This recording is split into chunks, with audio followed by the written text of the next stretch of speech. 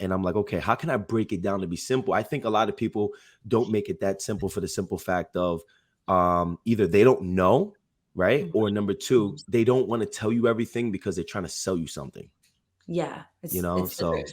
I can kind of feel that a little bit. So I'm like, here, take it all. Here's how it works. Hopefully that helps.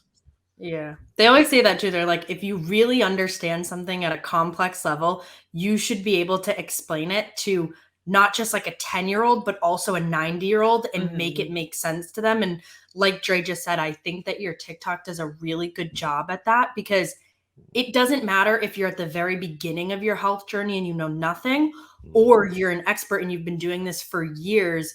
There's value in your message, and there's also a very clear level of understanding regardless of what the topic might be. That's awesome. Thank you so much. I Yeah. appreciate that. You guys are awesome. Appreciate Thank you. you. And okay, so Nate, so be great with Nate, right? And where did you start in your like health journey? Like, what was the first thing that really got you into it? Perfect. So there's what really got me into it is when my mom had me. My mom was actually she's a drug addict. So when she had me, she overdosed on heroin.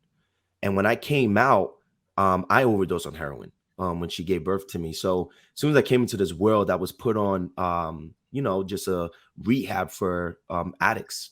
They try to detoxify the heroin out of my system, which led me to staying in the hospital for a couple months after I was brought into this world. And the doctors told my father, like, hey, look, your son is going to have a lot of mental issues growing up and a lot of health issues. He's going to have tight hips. He's because what happens is the medication they put me on makes you have seizures. So I was struggling with seizures. And the hip flexors were really tight on me. So since I was a kid, I was obsessed on why. I'm like, why do I have a hard time of reading when my cousins or my friends don't? Why do I have a hard time of controlling my anger? Why do I have a hard time of focusing? Why do I have a belly? All right. I'm more active than most skinny kids in school, or most kids that had a six pack. I was like 10 years old. All my cousins had abs and I had a belly. I'm like, why? So it started at a young age with me, and I was obsessed with why. And I was like, I'm gonna do everything I can to be able to figure it out. But I remember I grew up in the projects right in front of the basically Holland Tunnel in a way. I'm from downtown Jersey City with the view of New York City. And I remember one day I was playing tag, freeze tag in the summer with my cousins. And my cousin Desiree actually went to go tag me, and she scratched me. And it was like freeze tag, and I froze, but I remember seeing me bleed, and I'm like, okay, how does this heal? And I remember the rest of the time we were playing, I just was obsessed on, staring at my cut and watching it dry, then develop into a scab, and then over the next couple of days, seeing how the skin was healing itself. And I was like, I need to figure out why that works and how that goes down. So it started at a really, really young age, and then I got more obsessed with it when I remember around like 14, 15 years old, my stepfather came home from prison, and he was a changed man. He was different. He no longer yelled. He was just different. I'm like, what is he doing? Every morning he woke up and went to the park and started training. And when he went to the park to train, he was working out with a bunch of guys who went to prison, was in prison with him. And then as they worked out, they started to express themselves about how they feel. And I'm like, why is that? So I started working out with them, and then I noticed controlling my anger, feeling a little more focused and grounded. I felt different. And my mission from like 14 years old to figure out something that I call today the 4 layers of strength. I figured out that the body is deeper than just digestive issues, deeper than weak muscles, emotional imbalance. They all connect. And that's when I was like, I need to figure that out. That's insane amazing. too. I think that we're going to get into it all, but I think that even just that, someone just simply knowing that all of those things are connected, and you might not have awareness of that, that in and of itself could help so many people. Just knowing that those 4 layers are connected, and we'll get into the 4 layers as well. But like, so even at the very beginning of your story, that is obviously a crazy upbringing. What were some of the things that, even before asking why, like, what were you seeing in your own life that you wanted to change? What were some of those defining moments where you were like, I can't be like this anymore? Like, this is something that I'm beginning to see passion and I'm beginning to want to change? Like, what were some of those moments? That's a very good question. So I'll say I was very good at getting people who hated each other or want to literally kill each other to not do so. I was very good at that. I got drug dealers to stop selling drugs and join sports. I got gangbangers stop fighting each other and killing each other. And I knew I'm like, man, I'm really good at talking. I'm really good with my words. I'm really good at motivating people. And one day I woke up and I wanted to save the world. The next day I didn't want to be bothered. And I knew it was a deeper connection. And at around 11 years old, my sister ended up being charged with murder, killing my niece. That was 6 months, that had epilepsy, her and her boyfriend. And I remember my mom went back on drugs. She was clean for 3-4 years. I lost my nephews to the state of New Jersey. Right after that, my brother went to jail. He got involved in the streets more. And then it was just me and my two little brothers. And I'm like, if I don't change this paradigm, if I don't figure out why my family struggles with addiction, why I struggle with learning disabilities, why one day I want to help the world, the next day I don't, I'm not going to make it out of the situation. So I knew if I wanted to make it out of my home city, the paradigm that my family was a part of, if I wanted to make a difference and I wanted to make it out, I had to be consistent. What caused me to be not consistent, inconsistent? Well, one of the things I notice is the things I ate. If I ate ice cream tonight and I'm eating pizza tomorrow, I don't want to be bothered.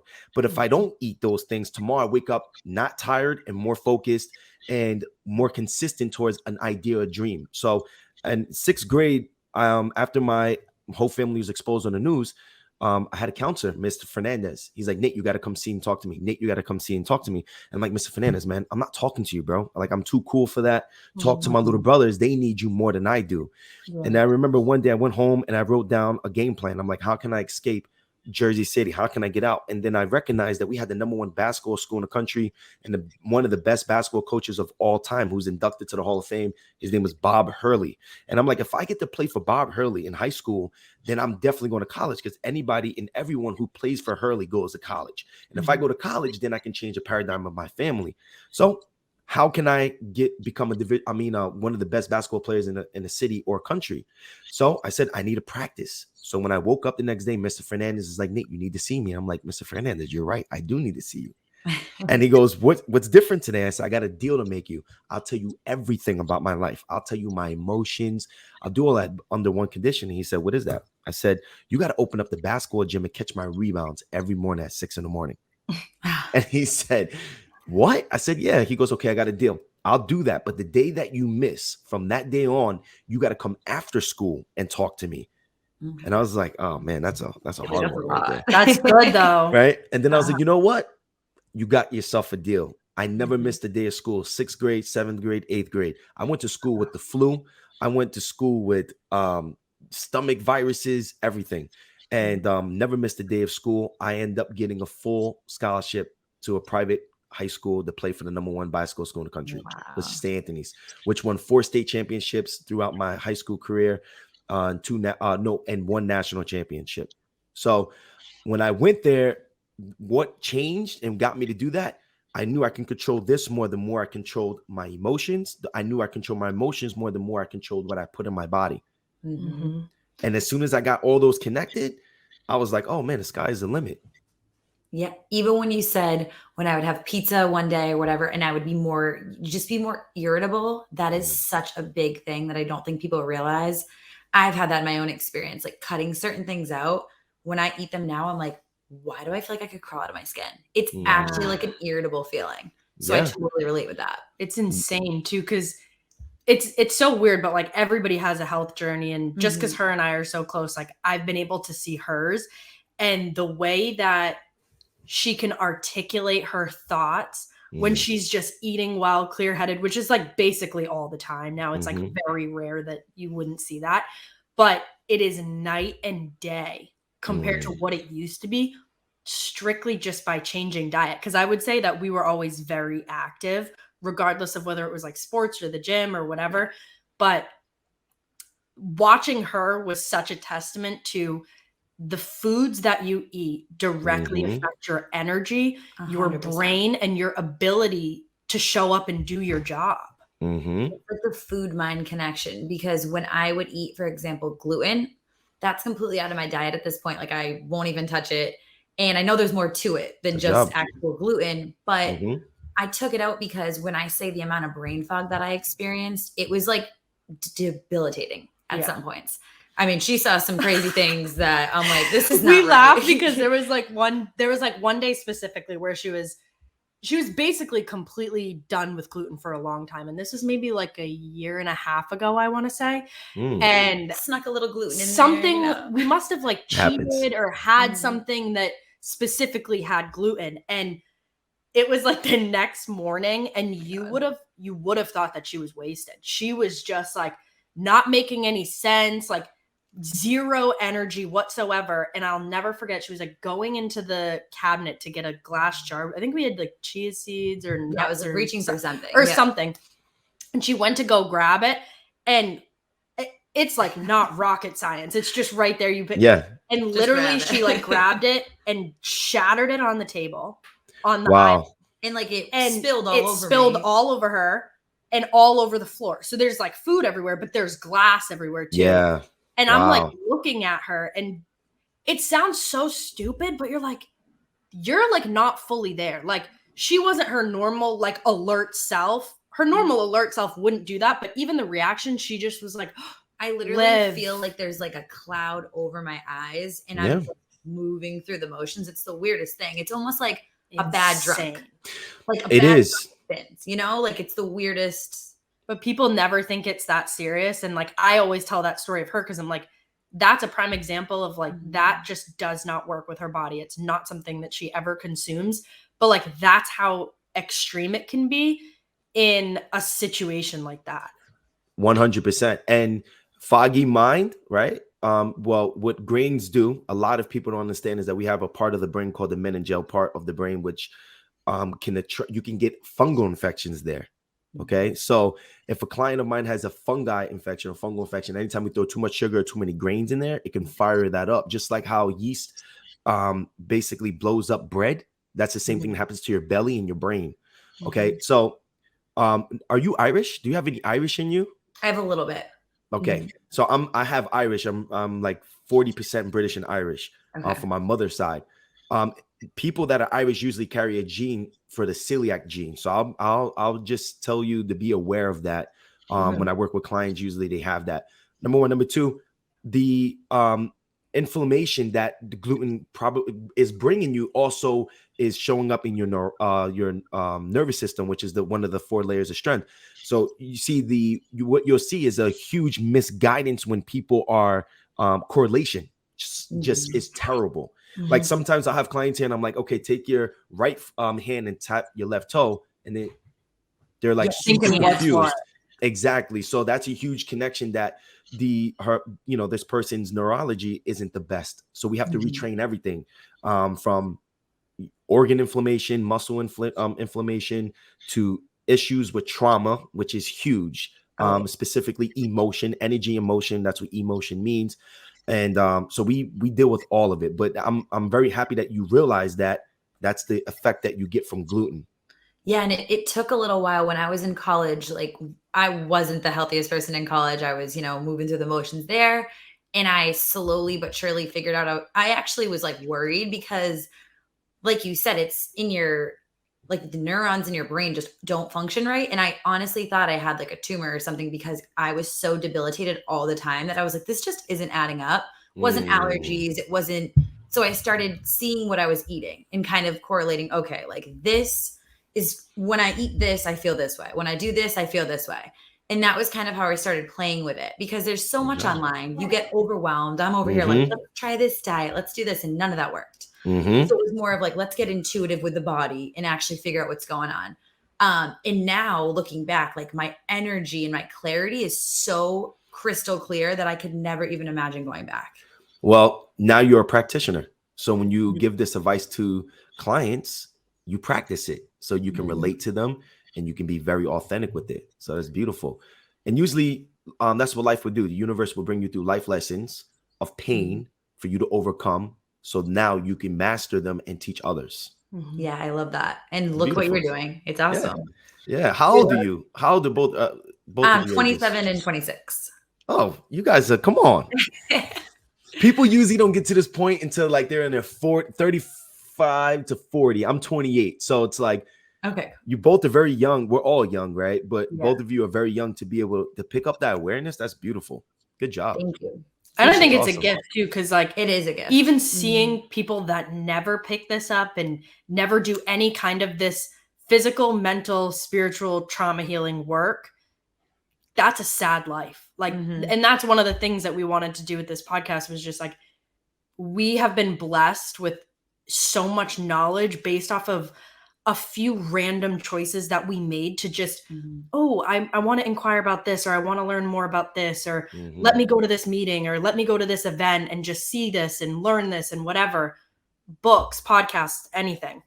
And it's like, we were so blessed with that. And it's like, now we want to be able to deliver that to other people and be like, listen, how you're living doesn't need to be how you're living for the rest of your life. There's so much more out there, and there's so much you can do, whether it's like physically, in your career, in your life, in your relationships. And that's like what we're basically here to do. Like our little tagline is all the stuff that we wish we knew sooner. Like that's what this is. Like we wish we knew this sooner, but like now is a hell of a lot better than never. Exactly. Absolutely. And you're in your 20s. Come on. Imagine when you're 40. I know. You're gonna be killing it. And just to keep learning and learning every year, you know? Yeah. And that's what it's about.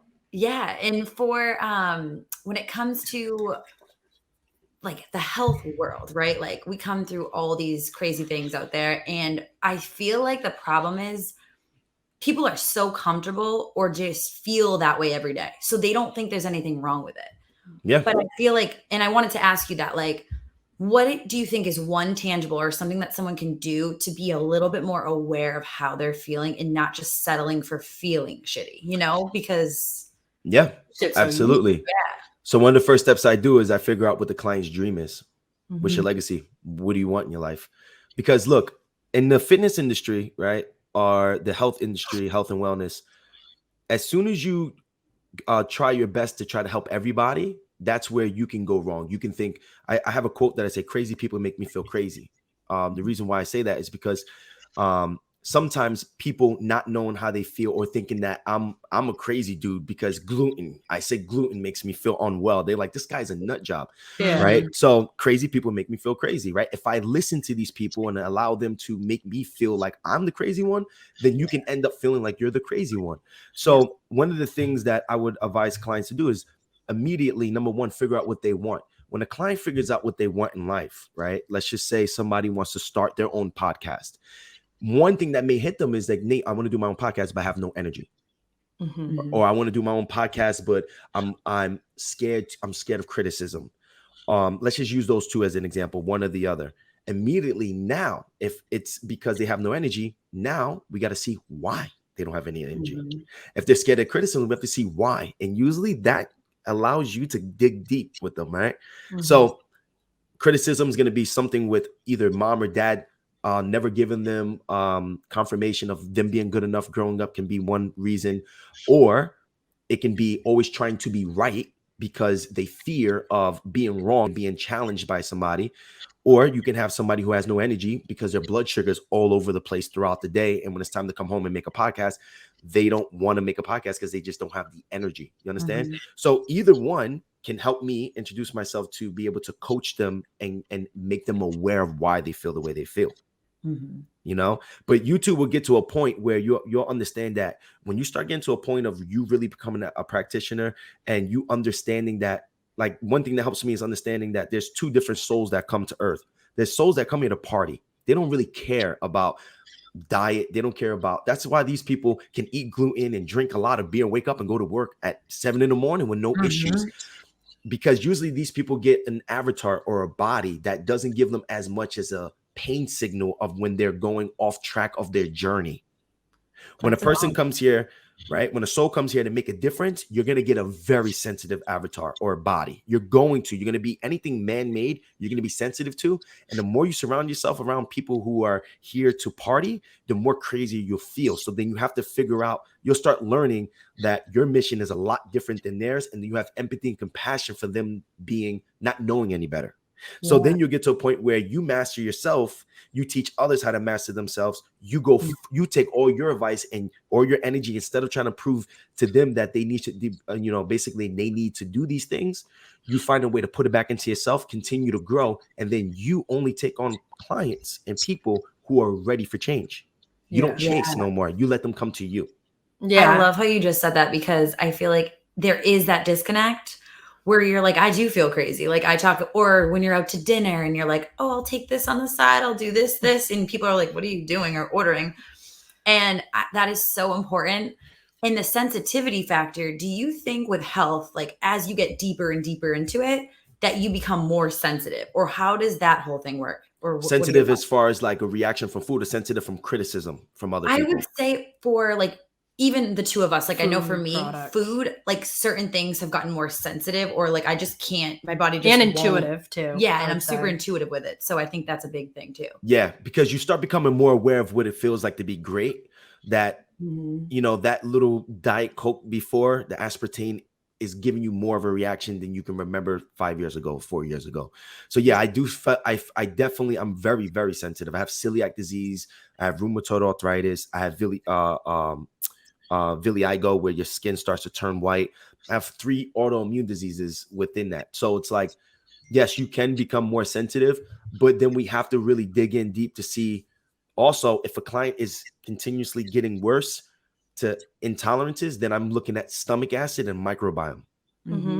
So the lower the stomach acid gets, the more likely you're going to cause another intolerance to something, or the more sensitive or out of whack your microbiome is, which a lot of people walk around with fungal infections. 90% of our population has fungal infections, and they hate when I say that, but I got the research to show it, and I have my experience, which is more important than the research.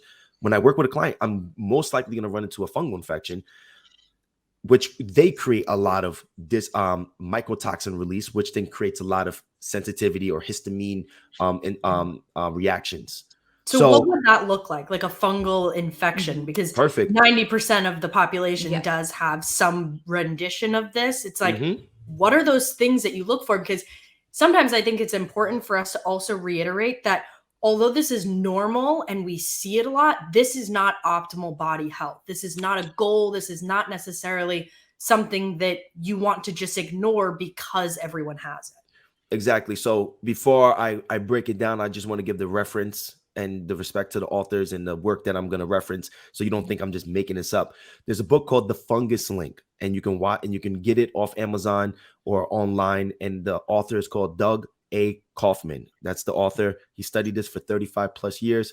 And then the second reference I'm going to use is Paul Chek, Paulchek, Healing Fungi and Parasite Infections in Human Beings. I had to study that for like 2-3 years at the Chek Institute of getting my holistic level 1, 2, and 3 certifications.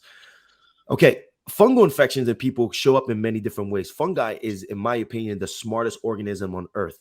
Fungi can also be metaphorically known as Mother Nature's cops. Anytime you get out of balance, fungi come in and coach you. They come in and they compensate. For an example, people that have blood sugar issues, you're going to develop a fungal infection. The reason why is because fungi is eating the sugar you can't digest and assimilate. And it does that for everything. If you have dairy intolerance, they do that for you. You have, I had an issue eating red meat at one point.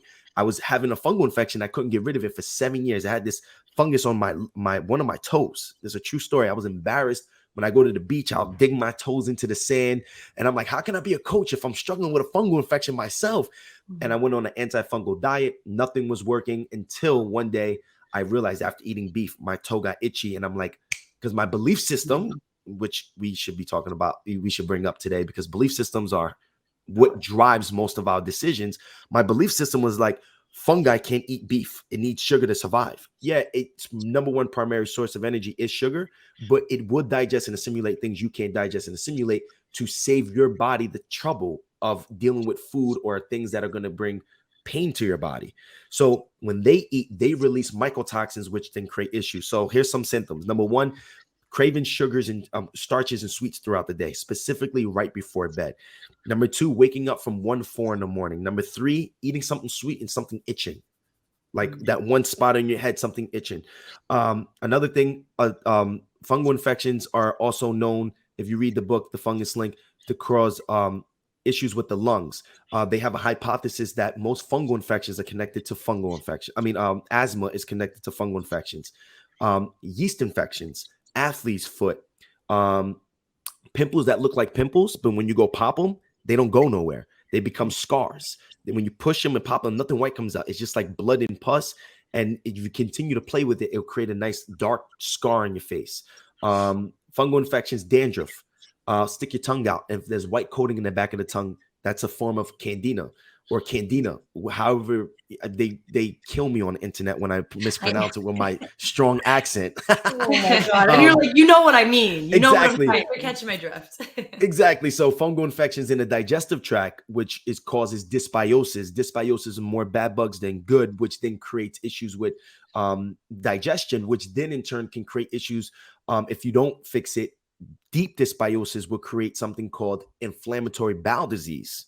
You can look that up. If you want to know more information about that, look up Kenny Hones, KennyHonnas. He's a naturopathic, he's a nutritionist based out of Texas A&M who reversed his colitis because he figured out that his colitis, after all the medication and treatment and thousands of dollars, it was a deep dysbiosis. So he reversed his microbiome and he reversed his colitis, right? He has before and after photos and everything. So fungal infections show up in many different ways. Fungi can actually manipulate you to want to eat sugar. It can manipulate you in a way of your thought process. There's deep metaphors for fungal infections, but one of the things, if you look up, there was a Michelangelo movie that I was watching that his whole town had quote unquote demons, and there was priests trying to get the demons out, and they worked on these people for like months. And then Michelangelo went to the water to get water and found out that it was mold in the water. Mold is a form of fungus. Okay, so he came to the priest and got the doctors and said, no, these people have a fungal infection. They have mold in their body. And so some Bibles or when you get really deep in it, and if you really want to get deep on it, the reason why they say it's like portraying a demon in you, because you act a way that really you don't want to act as. Like, you don't want to eat the junk food, but you crave it so much. Mm-hmm. You don't want to feel tired or go to take naps at 2 p.m., but it gives you a crash, right? You don't want skin issues, etc. Joint popping is another one. If a client, I had this one client that I worked with when I had my gym in Calabasas. She came into my gym and she cracked every joint in her body from her neck to her big toe, all the way down. Click, click, click, click. Wow. And I'm like, we're not training today. I'm going to do a presentation on fungal infections. Yeah. This is not important anymore. It's not important. Yeah. We have other issues. Other issues for sure. Exactly. And what fungal infections do, especially when they get deep in the digestive tract, they cause inflammation in the digestive tract, therefore creates bloating. And when a client has bloating, they usually find themselves with a posture issue, specifically an anterior pelvic tilt, or you can go from an anterior pelvic tilt to pushing the spine into a sway back, where the gluteus medius now is a stabilizer rather than the transverse abdominis being a stabilizer, which can cause a lot of issues. We can make your feet turn out when you walk, and you'll go to a chiropractor for the rest of your life. You're getting readjusted, but you're not getting to the root cause. So the average client that I get has a chiropractor, a physical therapist or a massage therapist, and a therapist. And I'm like, do you want to know why you have all these at once? Mm-hmm. I'm going to bring you through each and every one because of the 4 layers of strength. If a person has inflammation in the digestive tract, you're going to shut off the muscle nearest to it. Okay. So the muscle nearest to it is going to be a TVA, which is responsible to tighten up your spine, and protect your spine and your pelvis when you bend over or when you twist or you jump and you run. When that doesn't work, then the butt muscles get really tight. They connect to the QL muscles, which then one side can get tighter, which can pull you in a hiked hip position. Mm-hmm. So you may go to the doctor and they say that you need a sole in your shoe because your leg is shorter. But the truth of the matter is your hip is hiked up, which then makes your whole kinetic chain get out of alignment, which you'll be in pain. And then if you're messing with the digestive tract, that also connects to confidence, personal power, self-will, constant reassurance, workaholic, judgmental, superior, and substance. You're most likely an emotional eater with it.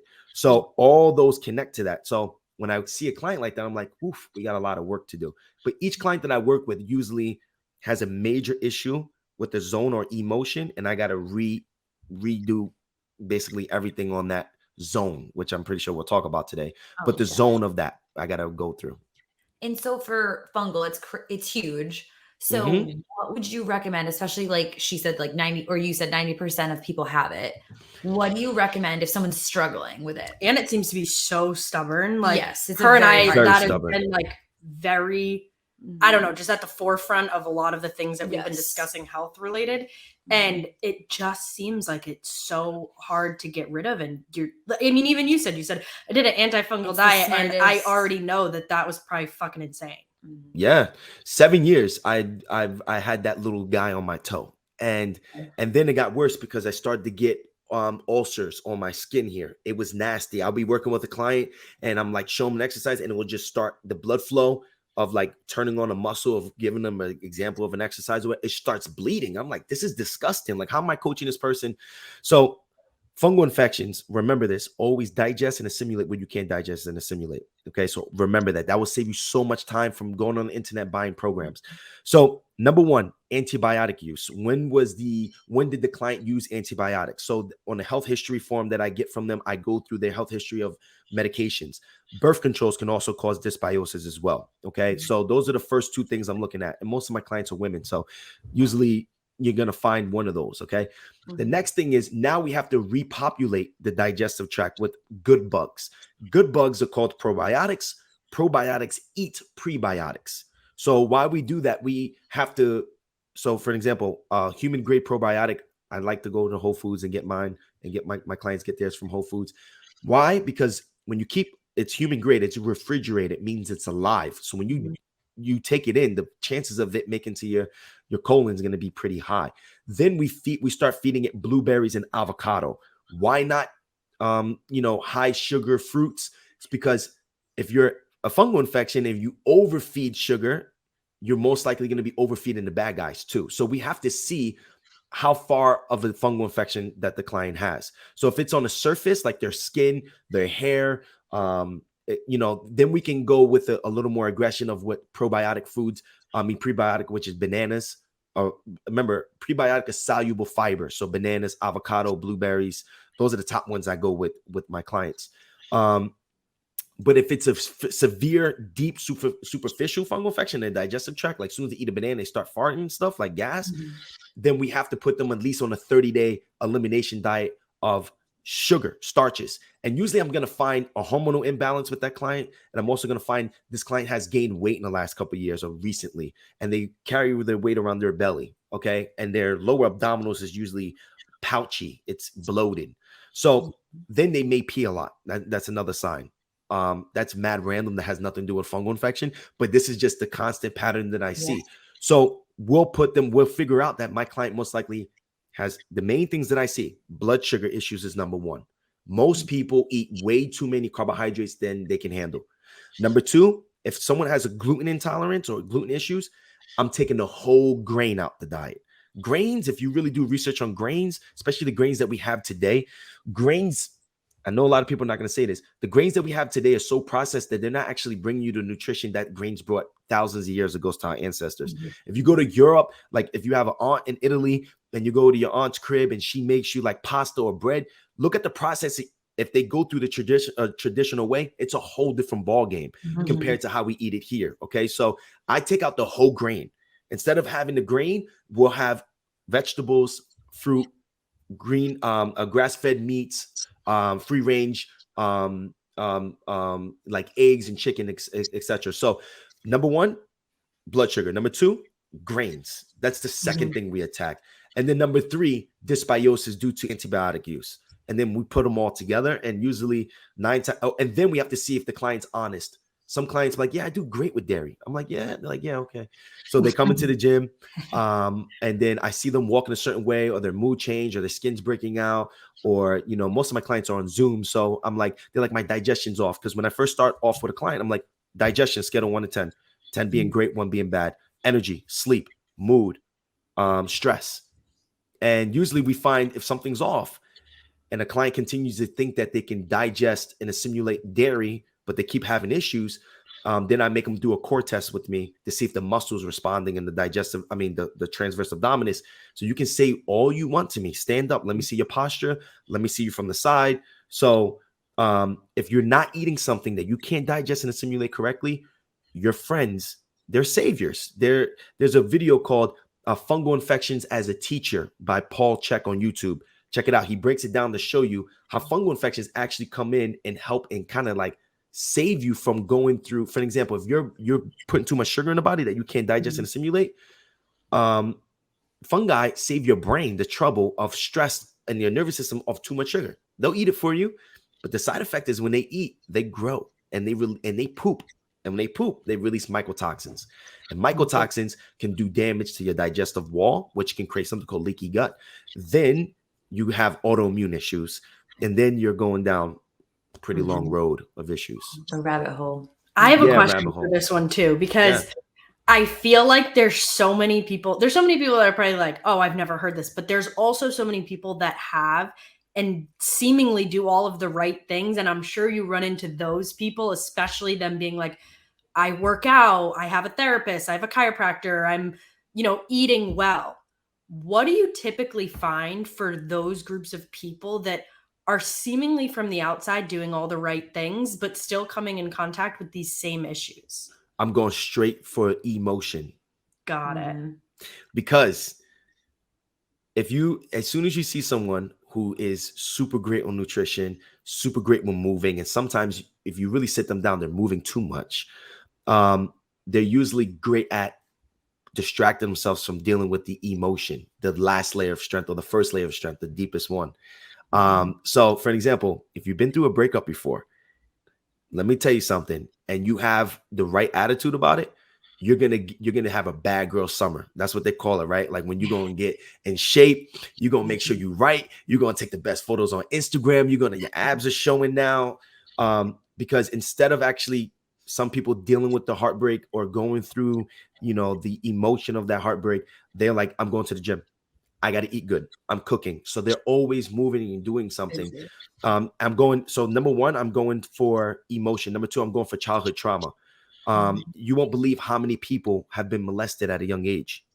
I can't tell you how many clients that I work with, I'm the first one they told that they've been molested at a young age and never told anybody. So why does that matter? Because they can be overdoing the other 3 layers of strength, their muscular system, digestion with, eating well, and their nervous system. All those things are doing well, but something still isn't sitting right with them. Something's still going bad for them, where it can be a deep emotion. So I have a client in Australia, right? And I'm working with him for the last couple of weeks. And as soon as he was a stud, he's like, Nate, I'm a stud. I got beautiful women. I got a successful career. I got abs. I got everything. Out of nowhere, I started having a lot of digestive issues. Immediately, I'm like, because your stress is too high. He did not accept that. Why? Because most people who are heroes, and I call it the hero dysfunction. This is something I came up with, working with clients. Hero is nothing really bothers you. Something bad happens, you're able to jump on top of it, and you take care of everybody. Mom is sad, you help mom. Dad is sad, you help dad. If this employee didn't do the right job, or your partner didn't do the right job, you take over their work. You get things done. Truth of the matter is that you start to lose the ability to pay attention to how you really feel. You become numb to stress until it's a crisis, until you get blood work showing that something's bad, or you get just a crisis. My client in Australia he had hero dysfunction. So I'm trying to show him his digestive tract connected to his stress, and he didn't want to hear none of that. So while he was working with me, he had a Chinese medicine doctor, a chiropractor, an acupuncturist doctor. He did this, he went into his past life with a past life reader. Like he went, and I'm like, so week 7 contacts me, Nate, you're 100% correct. I took your advice. everything is different. My bowels are great. Digestive tract is great. I feel amazing. Why? Because what he didn't recognize is he lost his mother in 2020. Okay. His father's not in his life. He lost his mother. He couldn't connect to nobody. Remember, I was telling you earlier, when you are someone who is here for a bigger purpose, or you feel like you have a dream, but you're around people who are being programmed and easily being programmed and make you look like you're crazy. He had nobody to go to. His mom was the only person he went to. So what he did is he started to see how he wasn't good at the thing. He thought he wasn't good enough for anything. So his whole day was spent around trying to prove himself to people. You see what I'm saying? So, which can lead him to having dysfunction with women, right? Because he's not really going in with a pure heart. He's going in there with only probably 25% capacity of being able to love and receive love, which then, he has issues with women. And because, there's an imbalance in a relationship, you should be able to bring your 100%, they bring their 100%, and then you can have a fair relationship. But he was having issues until he recognized that he never actually healed, not only losing his mother, but the trauma his father brought him through as a kid, and all of the above, and all this unraveled. And it shows up today in his schedule, back to back to back to back to back to meetings, you can't sit down and read a book because you're just you can't, because the four walls and spending time with yourself speaks very loudly. So you distract yourself by making yourself busy. I actually reposted that story that you put on TikTok today. Which one? The trauma one where. Oh, for real? Yeah, I was like, this is great. Like, I just love how it was. You were like, you go through a phase of middle school, high school, college, you're partying. And then you finally get your apartment and you're by yourself in the four walls and you literally have to sit with yourself. And most people stay in a bad relationship because of it, or they like distract themselves. Mm-hmm. And I think that's really important. And when you said, I relate to this for sure, numbing to stress, I'm like, I'm not stressed. I'm good. Mm-hmm. But maybe I am stressed. Like, I'm really good at that, which I don't love. And it's a fault, but you kind of just don't think you are. You're like, what am I stressed about?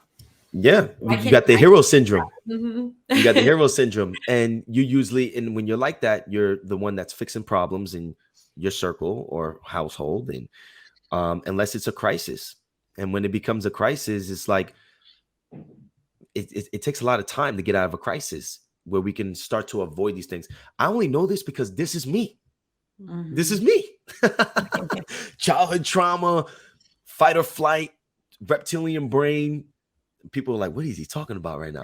But what happens is when you go through childhood trauma, 1 to 14 years old, is an organ that connects each 7 years to 8 years of your life. If you like it or not, the world and life is going to bring you through a different consciousness. So from 1 to 8, the world is bringing you a consciousness of safety, security, and tribe. You learn on how to walk as a human being. You learn who's mom, who's dad, where, how can I eat? You learn how to chew food, swallow food. But if there's any trauma from 1 to 8 years old, it will create issues for the rest of your life unless you heal it. Mm-hmm. How? People with childhood trauma from 1 to 8, when you get older, you're going to stress about finances. You're going to have issues with family. And a trigger for you, 2020 was a huge trigger for you. Anything that threatens your job of safety, security, these people, stress goes through the roof. Mm-hmm. Okay. So 8 to 14 years old. So zone 1 connects to your hips. So if you can be strong here in your mind, but it's showing up in your body, you're going to have issues with your feet. One or more: feet, hamstring, calf, hips, quads, hip flexors, specifically psoas muscle. So hips and below, you're going to have issues with. Mm-hmm. If you have issues so people that have childhood trauma, they can actually show up today as being materialistic, right? So I'm from the ghetto. So what happens to me and all my, my fellow, friends growing up, as soon as we got a little bit of money, we wanted the Gucci. We wanted that Range Rover. Saving money? What, bro? You corny. I'm about to get that new Louis bag, And what happens is I didn't fall for that, but I almost got caught up in that. And I got caught up in it because I thought if I had a Tesla, I'm successful. Mm-hmm. You understand? So you can become materialistic so that's one of the signs. You're going to have, so the adrenal connects, the organ that's connected to that zone is the adrenals. Okay. Zone 2 is 8 to 14. This is when you find out about your sexuality. This is when hormones start kicking in. This is when you start to feel great.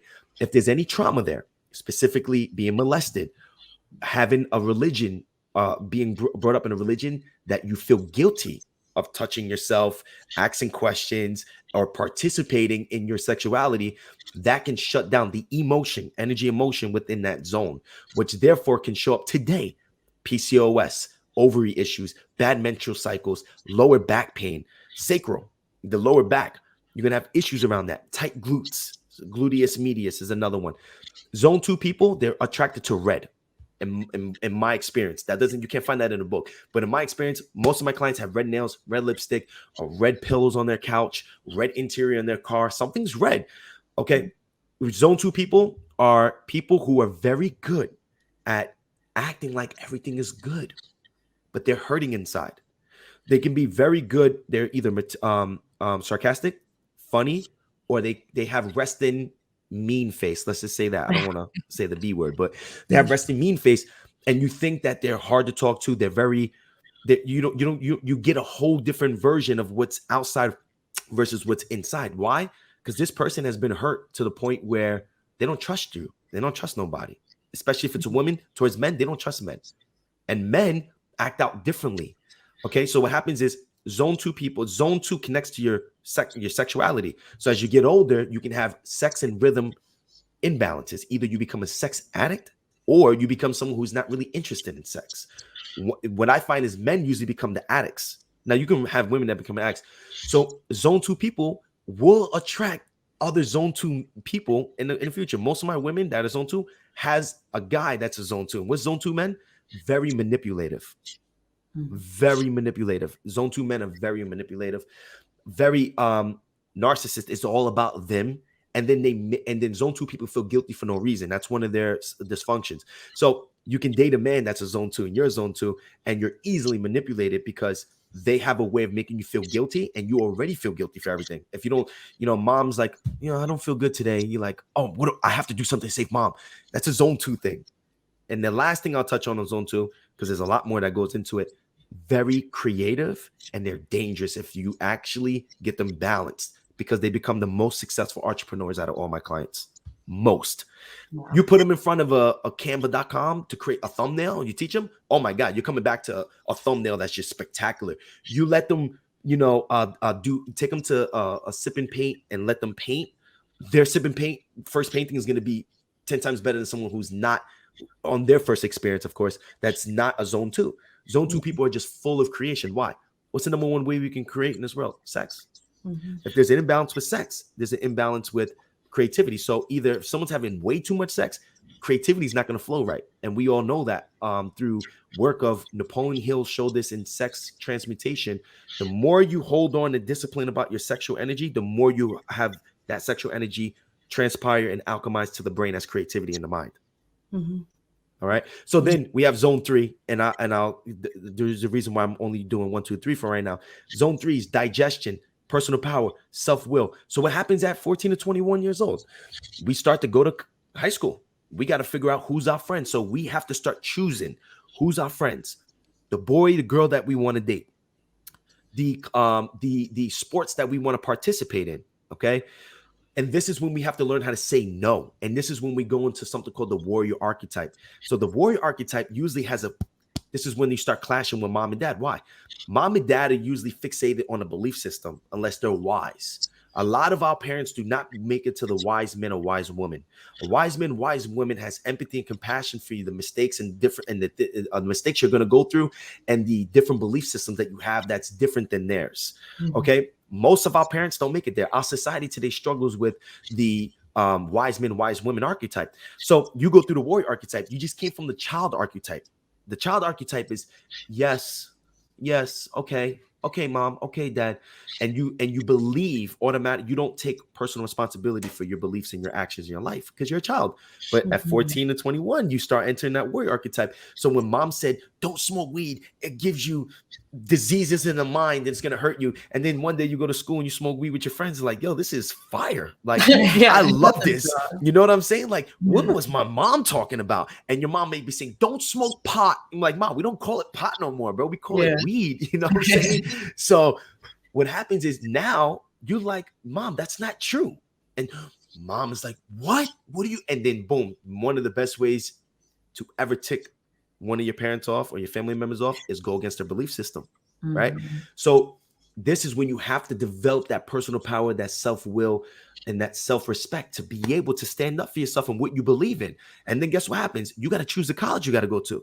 The college that you go to is another personal power decision. But what does most of our parents do? I want you to go to this school and I want you to study this, right? Mm-hmm. So I went through this the worst at this time in my life. When I was 16 going to 17, my father was a very, very, very well-respected man in my neighborhood. My father was one of the biggest drug dealers out of my city. Okay. My father was he is one of the smartest human beings I've ever met. He can tell you how to put a door on a wall and then tell you how an engine runs and fix your car and then tell you how the body works and the brain works. I'm like, Dad, that is amazing. Right. Mm-hmm. And my goal was to try to find somebody smarter than my dad my whole life. And I found two people and I was super excited when I found them. But my father did not want me to make the same mistakes as him. And my father wanted to make sure I was great. He wanted to make sure that I was a good boy, right? So my dad is like, Nate, I don't want you having sex until you're 21. And I was his first son. So I remember we was in a car and his friend was driving us and I was going to school. And he goes, yo, your son's pretty boy, man. Like, you know, when you're half black and half white, you come out to be light skinned. We're called light skinned. Like Drake is light skinned, J. Cole's light skinned, Trevor Noah. So he's like, yo, your son's light skinned, man. Like, and my dad was like, I don't want my son having sex until he's 21. His friend hit the brakes and we almost like, you know, we all like, you know, moved forward and like thinking I had a seatbelt on. And he was like, what? Like, you bugging? What's wrong with you? So I remember, this is a true story. I remember the first couple of times in my teenage years of a woman wanting to have sex with me feeling guilty. This guilt, I'm scared. My dad's going to find out. And what that does is when you suppress your feelings, like your sexual energy, all the muscles and nerves that connect to your sex organs are going to be affected as well. Your hip flexors are going to get tight, right? Etc. So I remember I was my father's first son. And I went, when I was 14 to 21, I gave Dad a challenge. All for good things, though, you know. So Dad was like, Nate, I want you going to school for this, and I want you doing that. I don't want you getting tattoos. I'm like, Dad, I'm getting a tattoo. He's like, Nate, I don't think it's good to get. Nate, I don't want you getting earrings. I'm like, Dad, I'm getting earrings, baby. Like, I gotta put those earrings in my ear. But Nate, I don't think this is a good idea. I'm like, Dad, I'm doing it. But what happens? My dad just didn't know any better. And now my dad calls me on FaceTime, like, yo, Nate, show my boy your tats, man. And I'm like, oh, look, this is my tats. He's like, yo, those are cool, right? Now my dad's like, when you going to put some color on your body? You got to get some color tattoos. So what happens is I'm saying that because when I had to, now my brothers didn't have the same problem. When we are raised from 14 to 21, we have to be able to put our foot down and step into our powers and say, no, if we don't, then it's going to show up today with the people who employ you, your boss, the authority. It's going to be hard for you to speak up for yourself. It's going to be hard for you to say no. And your yes isn't good enough until you learn how to say no in life. Remember that. If you say yes, yes, yes, yes, your yes doesn't mean anything no more. And the way that we develop a no is having a dream that has core values. In order for each and any one of us to accomplish a dream, we need to put energy into the dream. For me, I need to eat well. I need time. I need to read. I need to study. I need to create content. So as soon as something gets in my way, like, Nate, can you do this at 11 o'clock today? I'm looking, I'm like, is this helping or hurting my dream? If it's not helping my dream and it's a prime time that I need, respectfully, no. So going to dinner with the people that you said that you went to dinner with, or people judging and stuff, they don't even get a chance to be around me. That's how tight. I'm very military with my time and my energy. Because unless I'm loosening up, like when I go home in June, when I go back to the East in June, I know I'm going to have a family dinner. I'm not even going to be, I'm going to enjoy my dinner. I'm going to take a loss. I know how to rebound from it the next day from, the bread and things like that. But other than that, I don't even give you the time of day to be able to give me your opinion. Because here's what happens. You got the dream, you got core values. Those people who don't respect your core values, they don't get a dream team jersey. They're not on the team. And if somebody's not on your dream team jersey, you don't share ideas, your beliefs, or your plans with them, because they're going to challenge them. And the more they challenge them, the more you start thinking about, is this a good idea? Yeah. You start second guessing yourself. And they probably most likely know you from somewhere else. It's your family, it's your friends, it's old coworkers, it's whatever.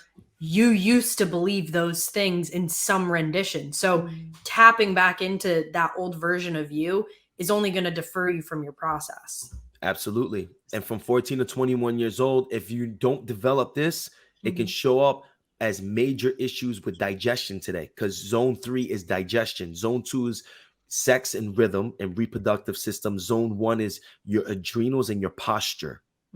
Okay. And now with these zones, like, can people have multiple areas 100%. each, or is there usually like a leading? How does that work? That's a good question. So what we do is, when I get a client, we send them paperwork, and I tell them, as long as you answer this paperwork as honest as you can, I can help you. One of them is called the Health Appraisal Questionnaire that I use from the Czech Institute, my holistic institute. When a person submits that and they submit the paperwork, what I do is I take the paperwork, and each question on the HAQ connects to an organ. So for an example, I'll give you an example. When you go to sleep and for 8 hours and wake up in the morning, do you struggle with being energized, or do you need a cup of coffee? 0 means not at all. 2 means kind of. 4 means half of the time. 8 means absolutely. When you put that 8 is now being transferred to contributing towards your adrenal score. So then you'll have about 10 questions. The next 10 questions are all about the adrenal. Then it's all about the thyroid. Then it's all about the liver. Then it's all about the colon. And each of those attached. So then when I open it up, I see all the scores for each organ and gland in your body. And then when you zoom all the way down, each organ and gland connect to a zone. Then I see your zone scores. And then zone 1 may be high, 2, 3, 4, etc. So how do you figure out which one's the main one? If zone 1, 2, and 3 have a score of a 3 or above, then I take the client through a reptilian test. And I can take them through that test right now to see if zone 1 is the main issue of your life. Number 1, when you were a child, were you safe and secure? Did mom and dad move a lot? Were there issues with arguing about money? Did mom leave? Did dad leave? Were you homeless? Was someone in the military moving back and forth? If they say yes, then I put a check mark. Then I put reptilian 2. Do you overeat or undereat while being stressed? Oh yeah, that's like that's like 9 times out of 10 someone's gonna say yeah for that. So boom, check. And then the last question is, were you molested as a child? Now, before they say yes to me, I already know the answer. Not 100%, but most likely I know the answer, because you go back up on the scores and then you look for some green scores in some systems. For example, the endocrine system, if they have a green score, that counts as a point towards the chances of them being molested. Usually a score of a 3 and 4 is a really strong case of someone being molested. Anything over that, I'm like, oh, this is it, right? So if they say yes, if we have 2 out of 3 of those, then their main problem in life, their root cause of most of the reasons why they do what they do today, is because of dysfunction of zone 1. Safety, security, family issues. That's the main thing, okay? Though that attaches to the adrenals. So if this client, watch this, if this client drinks too much coffee, eats too much sugar, or has too much blood sugar issues, doesn't get enough sleep, or has too much mental stress, you're going to trigger the adrenals, which then triggers that whole zone 1, which then makes you repeat today being the same as it was yesterday, because you turn on the reptilian brain. The reptilian brain is a part of us that cares about safety, security, substance, sex. Okay. So meaning, first, if this person finds money, they make money, then they eat, and they got both of those satisfied, then the chances of them looking for sex or some type of sexual orgasm to release tension is going to be very high. Okay. That's number 1.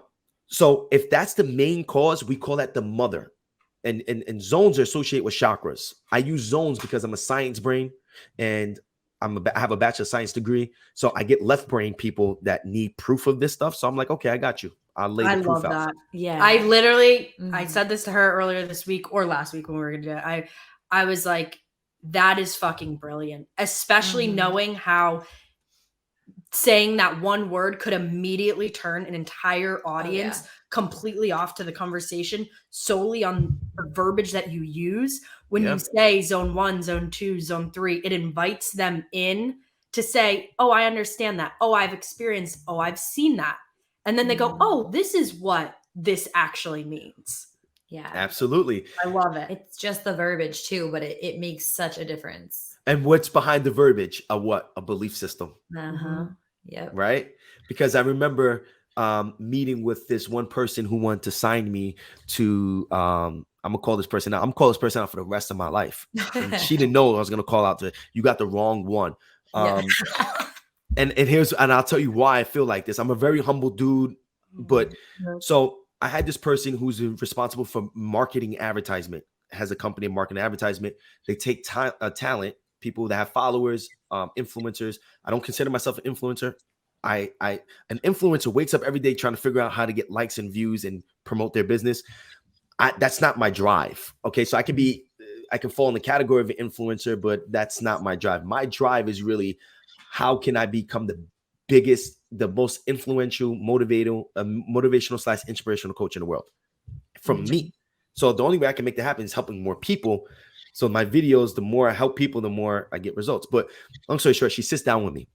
And this is when I just started TikTok. I'm not even a year on TikTok yet. Okay. So I'm like, at this time, I'm like 3. Right now, July, at the beginning of July makes 1 year for me. Okay.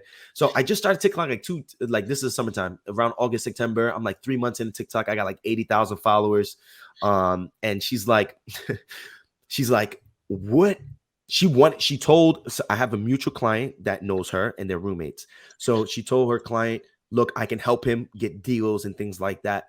Let's set up a dinner. So we set up a dinner. I set up, I take him out to dinner so we can have this conversation. As I sit him down, she changed on me immediately, the lady. And she had her partner there. And this lady had her own, marketing business. And they both say, like, what do you do? And I'm like, what? They're like, what do you do? And that's one of the most difficult questions I get, because I coach people how to become a better version of themselves. It sounds so whack, so I don't say that.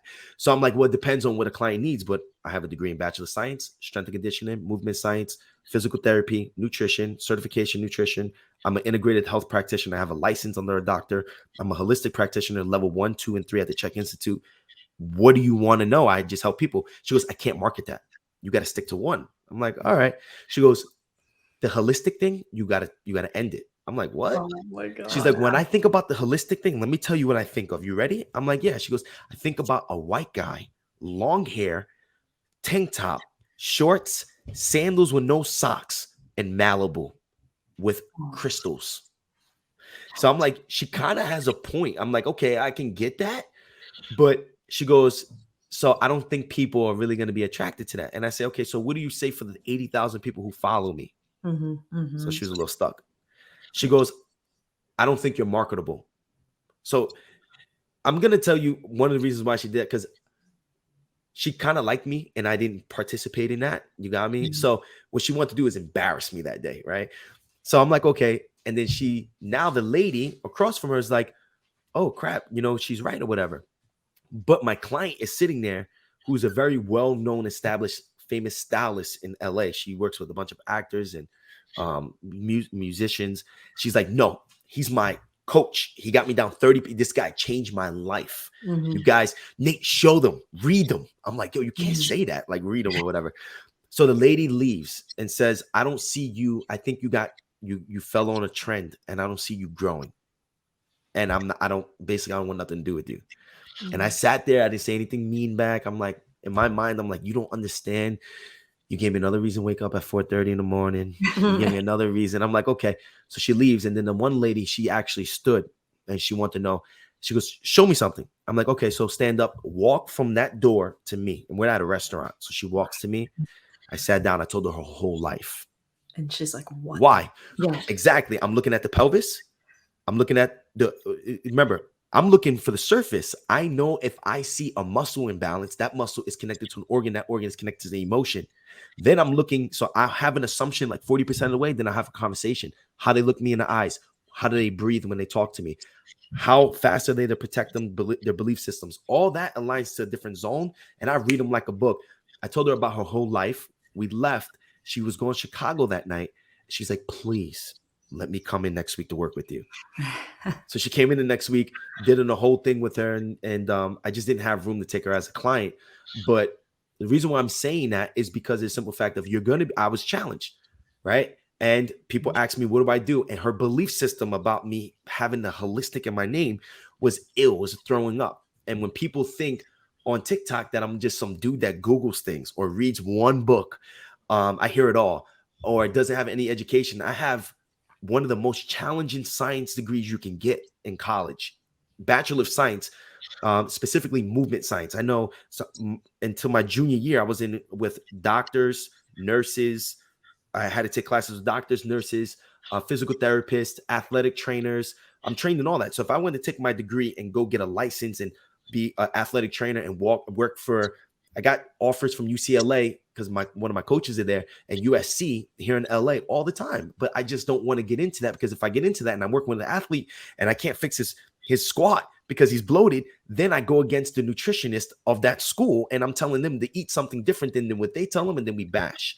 So I'm like, I got to create my own facility, man. Yeah. So I took you through that little story to show you, you're right. The belief system behind words can get people to assume that they know what you're talking about. So I use zones. Zones, I actually got it from Paul Chek, and he uses zones, but I like to use it more scientific than he does, because Paul Chek does not care about criticism. He's been doing this for 37 years now, and he's the godfather of fitness and health, and especially with this. So I like to use it as diagrams, and for people that don't understand it, I use all the pictures on my board on TikTok lives every Tuesday and Friday morning to bring them through these things. So yeah, it's awesome. it's crazy. We love it.